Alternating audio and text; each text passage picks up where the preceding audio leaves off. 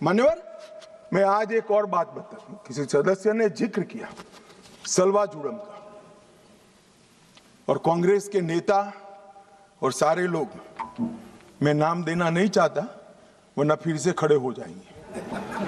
मान्यवर, सलवा जुड़म का जजमेंट जो है इसका पक्ष लेते हैं। मान्यवर, सलवा जुड़म की शुरुआत 2005 में राज्य समर्थित, मतलब सरकार समर्थित जन आंदोलन के रूप में हुई। आदिवासी युवाओं को एसपीओ बना गया, जिसको कोया कमांडो कहते थे, और उनको ये जो आतंक फैलाते थे इनके सामने लड़ने के लिए ट्रेनिंग दी गई। मान्यवर, एम्बुश की रणनीति जो अपना रहे थे, इसके खिलाफ उसी प्रकार की रणनीति अपनाने का निर्णय हुआ। अब मैं ये पूछना चाहता हूं कि सलवा जुड़म की शुरुआत किसने की? मान्यवर, किसी बीजेपी के कार्यकर्ता ने नहीं की थी।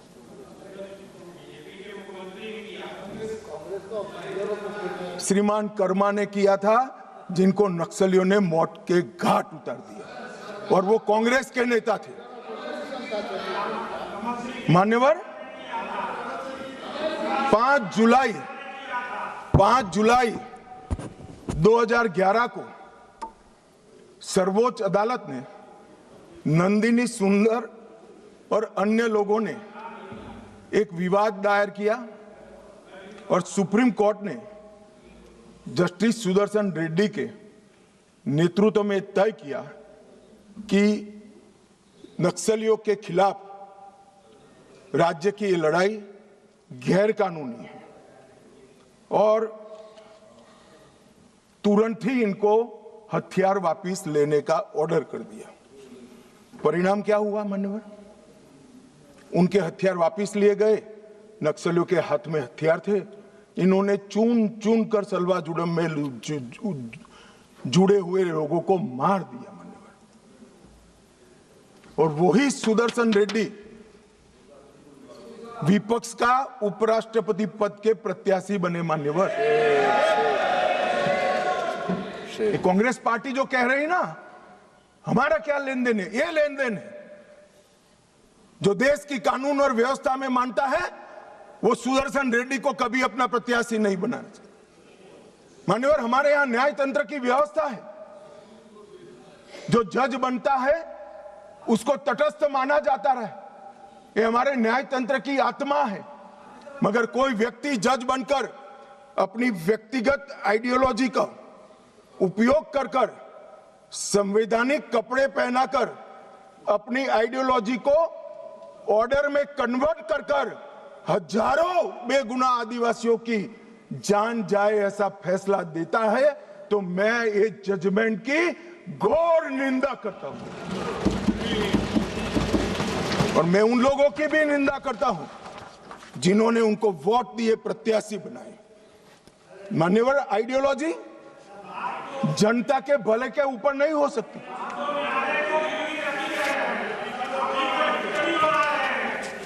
मान्यवर, आइडियोलॉजी कभी अबूझ आदिवासियों की सुरक्षा के ऊपर नहीं हो सकती।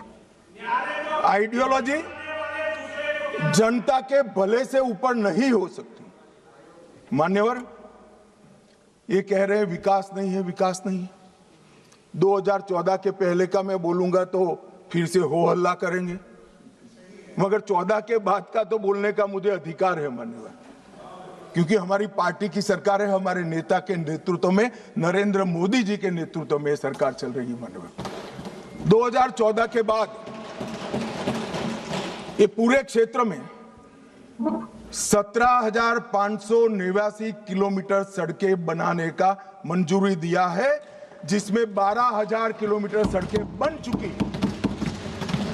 ये विकास की बात करें, वो इसलिए हो रहा है कि धीरे धीरे धीरे नक्सलवाद समाप्त हो रहा है, वरना वहां सड़कें नहीं होती थी। आईडी गाड़ देते थे, ट्रकों को जला देते थे, और लगभग 20,000 करोड़ रुपया खर्च हो चुका है। 20,000 करोड़ रुपया।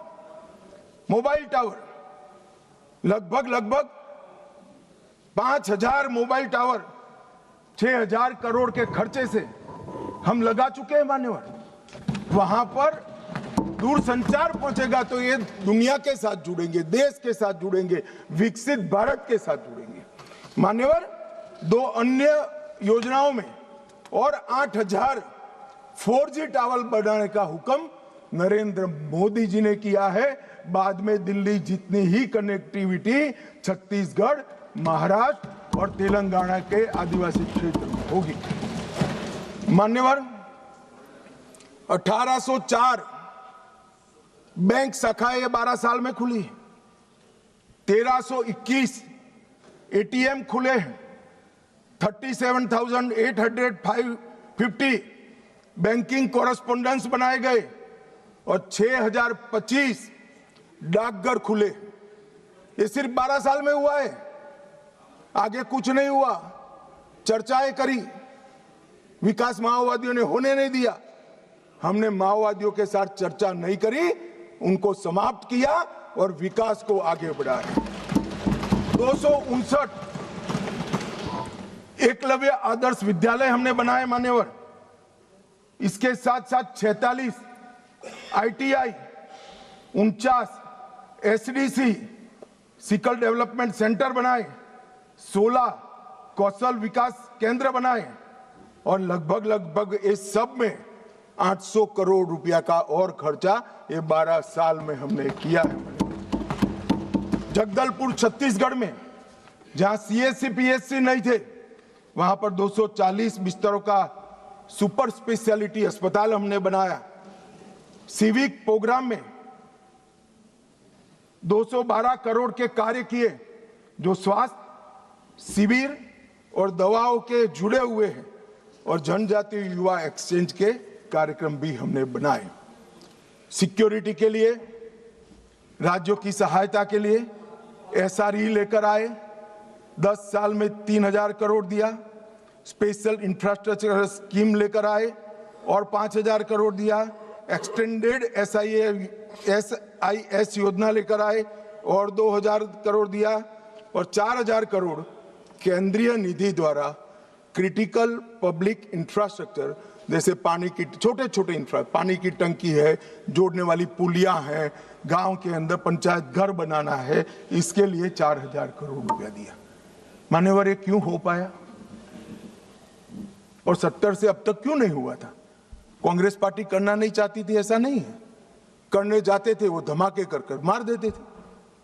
हमने धमाके करने वालों को समाप्त किया तो ये विकास अब हो रहा है और विकसित बस्तर की रचना मान्यवर हो रही है मान्यवर। अब मैं आ रहा हूं हथियारी माओवादियों के खिलाफ जो हमारे पैरामिलिट्री फोर्सेस ने जो अभियान चलाया उस पर आ रहा हूं।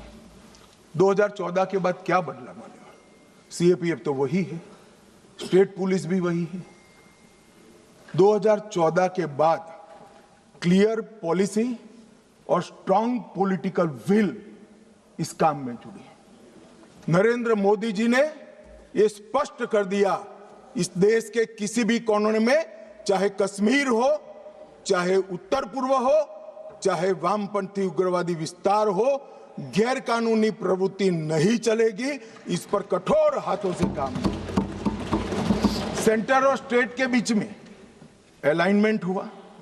स्टेट की कैपेसिटी में गवर्नमेंट, गवर्नेंस और पुलिसिंग तीनों में हमने सुधार किया। CAPF और स्टेट पुलिस का समन्वय बढ़ाया। एक्शनेबल इंटेलिजेंस को नीचे तक परकोलेट करने की व्यवस्था की और जिम्मेदारियां भी स्पष्ट कर दी मान्यवर।